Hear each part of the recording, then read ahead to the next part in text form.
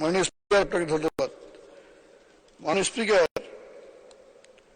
1996 সালে যখন সরকার ক্ষমতা আসে মাননীয় প্রধানমন্ত্রী জননেত্রী শেখ হাসিনার নেতৃত্বে, সেই সময় অনেকটা মাননীয় প্রধানমন্ত্রীর নিজস্ব উদ্যোগে আমার নির্বাচন এলাকা পঞ্চগড় জেলায় চা উৎপাদনের কার্য শুরু করেছিলেন এবং বর্তমানে একমাত্র জেলা ওই অঞ্চল, সেখানে পঞ্চগড়, নীলফামারী, ঠাকুরগাঁ এটি সম্প্রসারিত হয়েছে এবং প্রান্তিক পর্যায়ে চা চাষ আমাদের এলাকায় প্রচুর পরিমাণে চা চাষ হচ্ছে।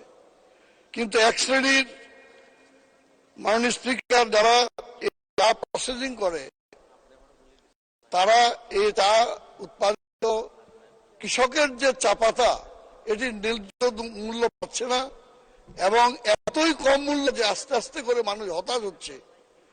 কাজে চা চাষিদের ভবিষ্যতে তারা যাতে তাদের ন্যায্য মূল্য পায় চা পাতার, সেটির ব্যাপারে কৃষি মন্ত্রণালয় যা করণীয় সে ব্যাপারে কোনো উদ্যোগ গ্রহণ করা হবে কিনা, যাতে এই চা চাষিরা তাদের ন্যায্য মূল্য পায়।